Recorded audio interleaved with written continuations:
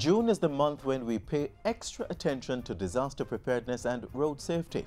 So on today's show, we test how much you know about the safety features of your vehicle. Then do a few simulations to see how structures and the environment hold up against floods and earthquakes. All that and more in Jamaica Magazine. I'm Adrian Atkinson. Stay with us.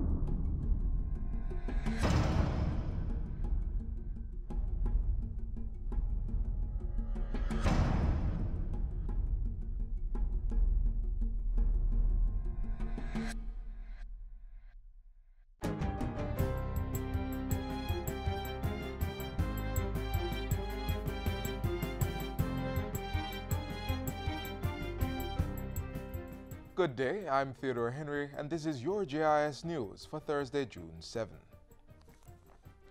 The government's communications network, GovNet, was officially launched in a ceremony at Jamaica House yesterday. GovNet is a secure, wide-area network infrastructure that will link government ministries, departments, and agencies. It includes data center computing services, GovCloud, a consolidated voice communication system, GovTalk, a consolidated email system, GovEmail, and GovInternet. GovNet will improve service delivery by increasing productivity and efficiency. And most importantly, it will allow for easier sharing of data, information, resources, and services, thereby resulting in an actual dried-up government. The technology minister says GovNet's phased implementation will be done over a 3 to 5 year period at a cost of about $43 million. The Inter-American Development Bank has provided an initial $5 million to start phase 1, and the National Identification System (NIDS) project is to provide additional funding for this segment. Dr. Wheatley says the first phase will be implemented in Kingston, St. Andrew, and St. Catherine, incorporating 80% of government corporate offices. Another 3 phases will have the network being extended to other parishes, starting with state entities in St. Anne, Trelawney, and St. James. Dr. Wheatley says the NWA is working closely with eGov to complete the build-out of the island-wide fiber backbone on which the GovNet Foundation is based. Flow and Digicel will provide internet connectivity to the various state entities, especially those in remote areas. The Ministry of Health is spending $740 million this fiscal year to improve infrastructure and resources at hospitals and health centers across the island. Health Minister Dr. Christopher Tufton gave the details in his sectoral debate presentation in Parliament Tuesday. He says the work covers 14 projects, including the cardiac unit at the Bustamante Hospital for Children, expansion of the Princess Margaret Hospital, as well as infrastructure and roof repairs at Chapelton Hospital's maternity ward. Also, procurement is almost completed for surgical and radiology equipment for 3 hospitals, and the installation of medical gas at Savannah Lamar Hospital is well advanced. The ministry is also upgrading the sewage plant at the Stony Hill Health Center, an infirmary in Spanish Town, and the operating theater at Princess Margaret Hospital. To support these infrastructure developments, Minister Tufton says progress is being made on a 10-year strategic plan for the sector.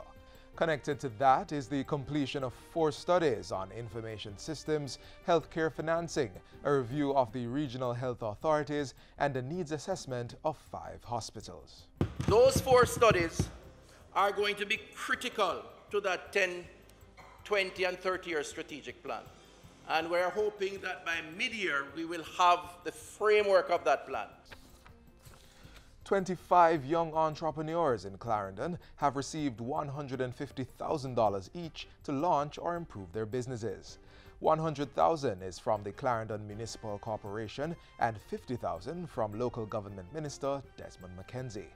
They are among 50 young people who recently completed 3 months of entrepreneurship and financial management training under the Clarendon Youth in Business project. Those who did not get grants will continue to be trained with the Heart Trust NTA VTDI. It is a message of hope that all is not lost as a country. Government is working assiduously to ensure that opportunities are there for young people.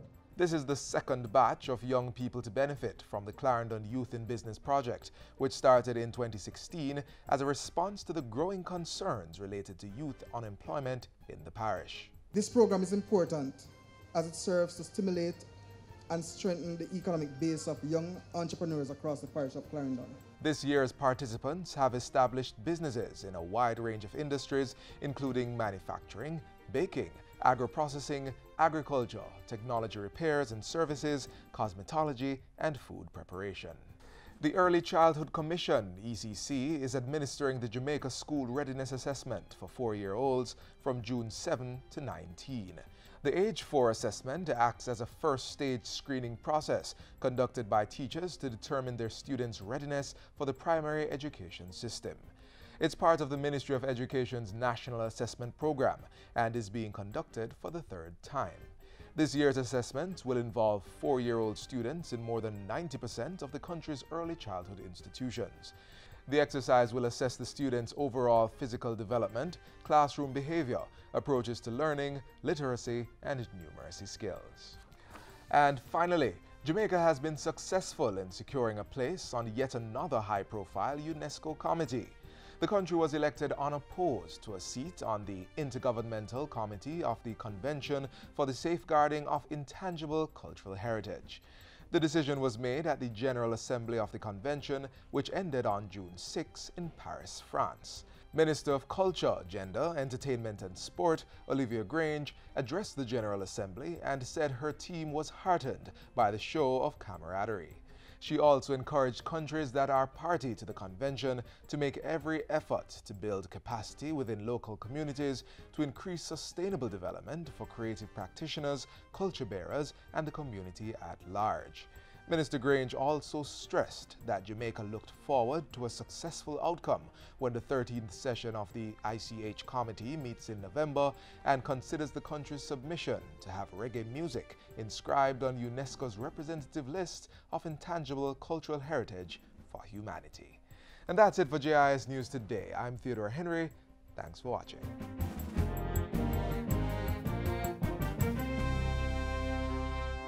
The National ID system will register your picture and fingerprint. It will not need an iris scan unless you don't have a fingerprint, and will only take a footprint if you can't give an iris scan or a fingerprint. This will help people with disabilities to get a national ID. NIDS is about inclusion, not exclusion, protecting the rights of all Jamaicans. Get the facts at nidsfacts.com. The European Union and Jamaican government are partnering to transform the sugar industry. We share some of the changes that have taken place under the accompanying measures for sugar program.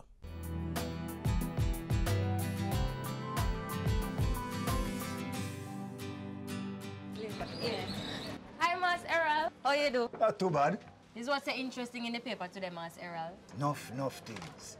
Did you know that the EU has been doing a lot of work in Jamaica? Who is the EU again, Mas Errol? The European Union.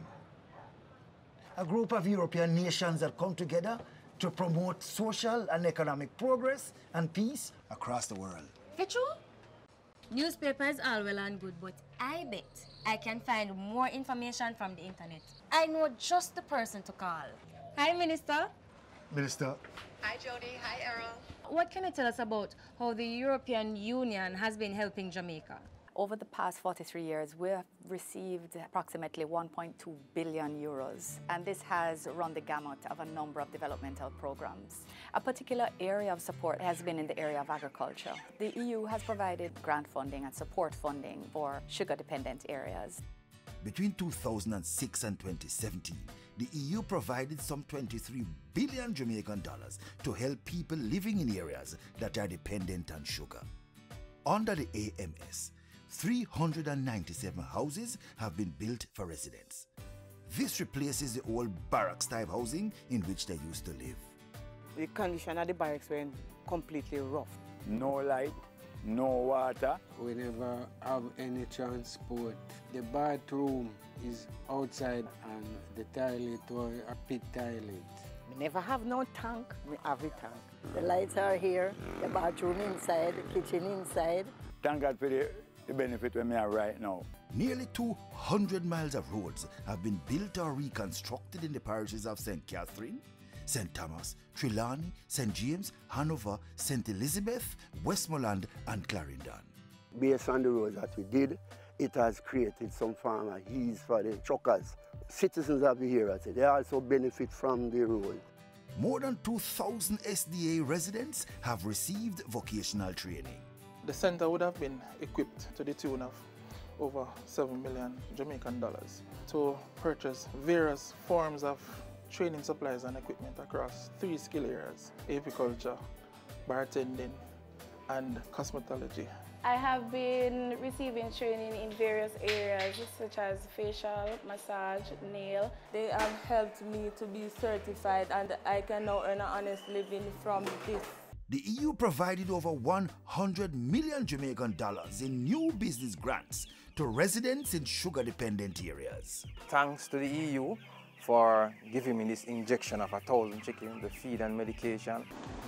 I received $1 million and it makes me into a woman that I am today. The EU's AMS program has also funded extensive improvement to health facilities. We expand the waiting area, operational space for our doctors and nurses. The staff morale, it has improved because you're better able to work with more privacy. With the funding, we're able to open this section we call the male ward. It is marked improvement over what it was. You feel comfortable, feel like at home. Enhancement of educational facilities. I have assisted us in erecting an auditorium. We have a fully refurbished computer lab. And we have a library with over 300 books. We got $11 million to build the facility, and it was a wonderful restroom for the school, and we appreciate it. Upgrade of childcare facilities. The funds were used to retile the bathrooms. We improved the plumbing area on the dorms, extended the kitchen and the dining room. Conservation of the environment. We embarked on a project here in Salt River, the Portland Biodiscovery Center. Funding has gone towards the erection of the building as well as the construction of the boardwalk. Increased access to sporting facilities and the preservation of Jamaica's historical architecture. We were fortunate to get funding for the rehabilitation of the building with computers and computer workstations. The EU-Jamaica relationship has strengthened considerably in recent years. Our contribution focused on building resilience, improving quality of life of people in the communities, and providing alternatives. I am absolutely confident that the strong and very constructive relationship that we have today, based on trust, based on partnership, will continue. You see how the European Union partner with us? You're right, Mas Errol. Life's sweet of it true with the EU.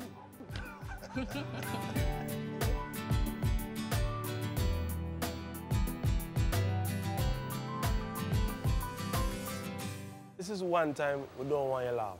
Staying safe on the road is a serious thing. Mr. Taxi driver and bus driver, take time, man. People, so one-stop driver and come off. Cyclists, motorcyclists, pedestrian, all road users using the head. Only if you use cell phone and drive. No, man. Idiot thing that. Road safety is no laughing matter. Because we want you to be around. And laughing with us. for a long time. A message from the National Road Safety Council and National Health Fund. It's Road Safety Month. Do you know that cars come built with features that are designed to keep you unharmed or just alive in the event of a crash? It might be a good idea to get familiar with these vehicle parts and learn how to properly use them.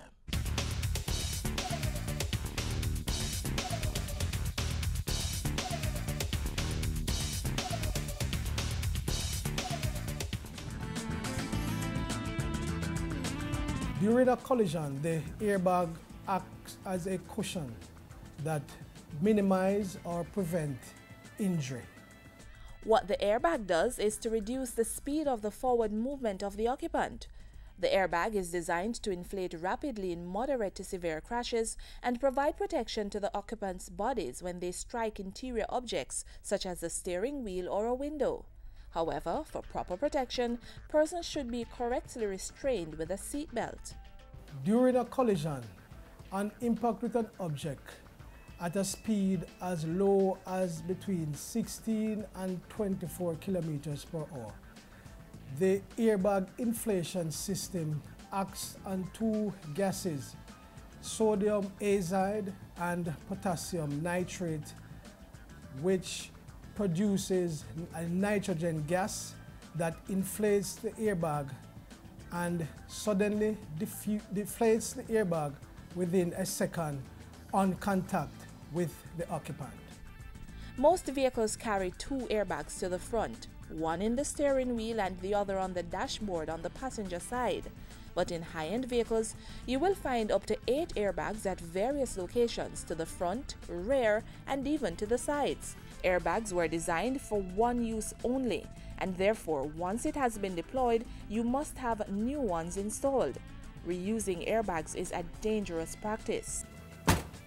You've often heard it said that children should travel in the back of the vehicle, and here's one of the reasons. It is because they are too small to handle the impact of the airbag, so take these tips into consideration.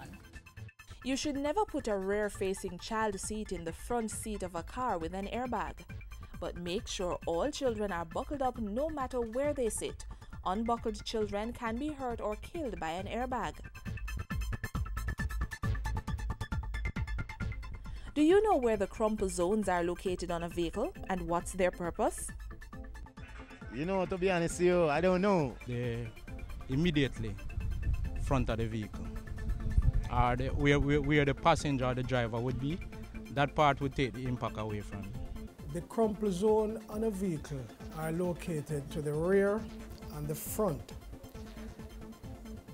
In a crash, these two areas are so designed to crumple so that it minimizes the effect of the crash on the occupants and sort of preserve the cabin area that the occupants are located in. These areas are designed to deform, hence the word crumple, upon impact, so that the force from the crash is transferred into the bodywork of the vehicle and not to the body of the occupant. The crumple zones are also designed so that damage to the cabin area of the vehicle is limited during a crash. These areas also help to slow down the crash so that the occupant's motion is contained and they are not thrown around. This is a vehicle with a frontal damage. And if you notice the front area here, this is actually the crumple zone, which is located to the front.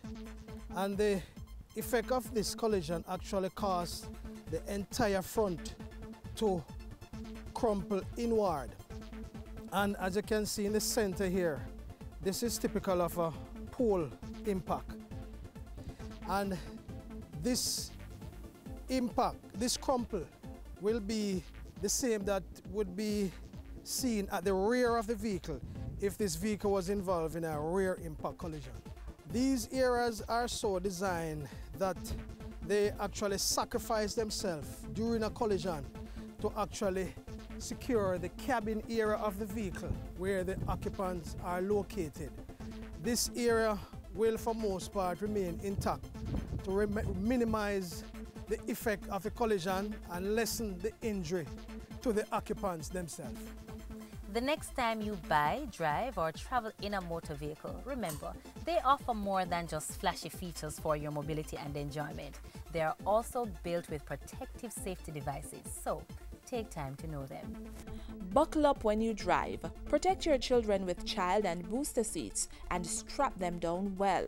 Adjust your headrest and never reuse an airbag. This has been Road Scholars. Until next time, take care.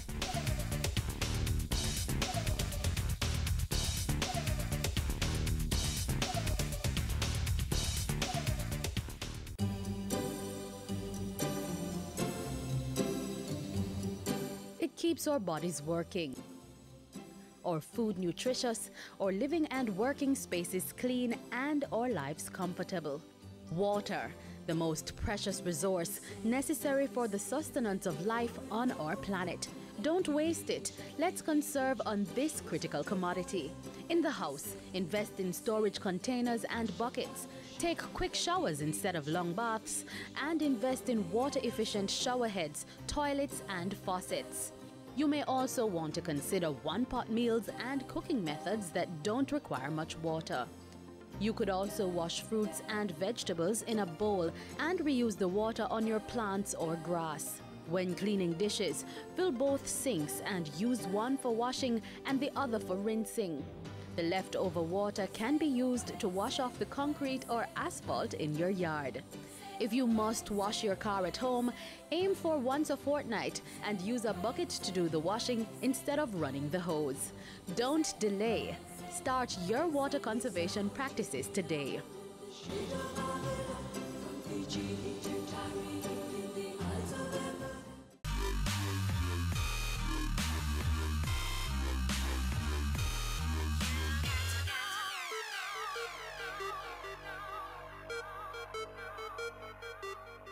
To prepare for any disaster, it is important to know what will happen and the extent of the damage that may occur.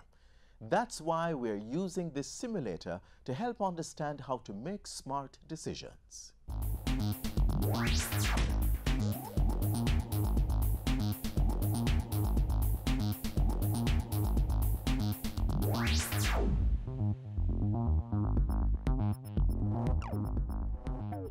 Floods and earthquakes are two of the most common natural disasters.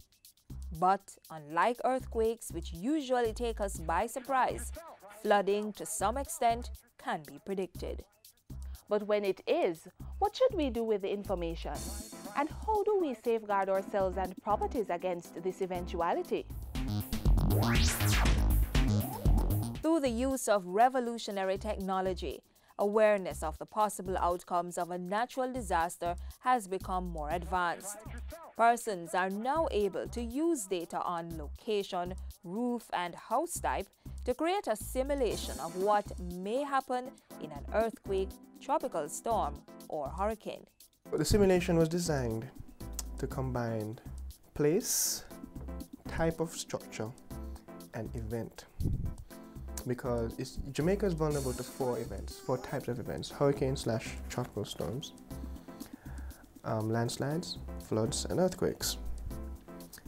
But the same building that you live in is exposed to all four. And that same building you live in will react differently to all four. Jamaica's landscape equally sits in low-lying and coastal areas as on hills and valleys.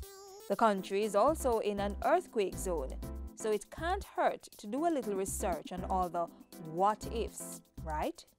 You'll be able to go inside your house and see your roof being blown off, or your slab roof staying on. You'll be inside your slab roof house when earthquake shakes, it comes down on you. We'll be able to have those types of simulations. How about the possible outcome of a Category 5 hurricane if you're living in a zinc roof wooden house that is built on stilts in a river valley?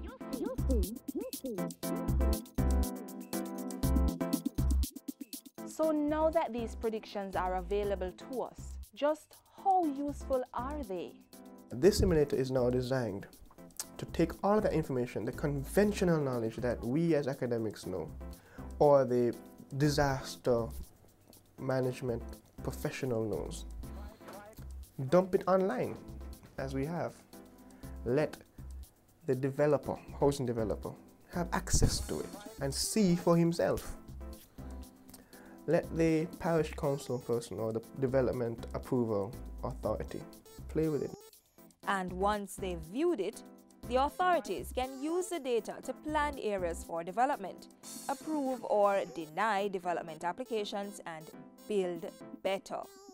The simulator is not just a special effect disaster interactive tool, but one that takes into account the realities of environmental and living conditions here in Jamaica. And the simulator also seeks to bring an awareness of the impact natural disasters may have on lives, properties, and businesses in relation to the country's national goals. The effect a hazard would have on everything ranging from the individual to the nation is important, and scaremongering only goes so far. The simulator allows you to either scare yourself or reassure yourself, but it's based on reality. Another useful element to this drill is the data it uses.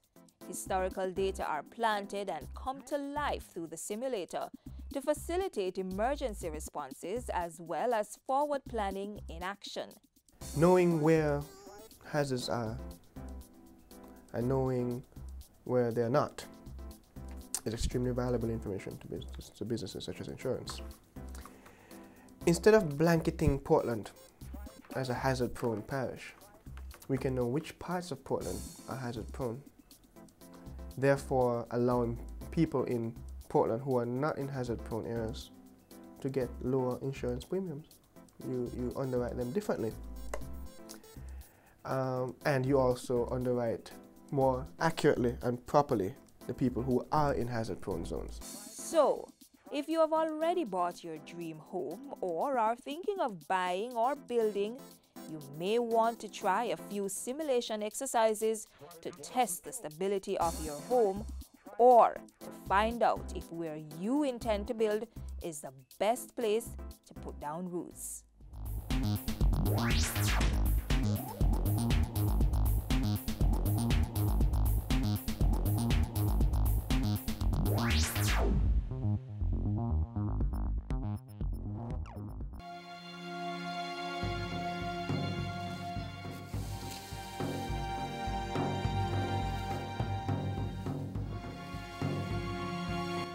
Stop! Think before you burn.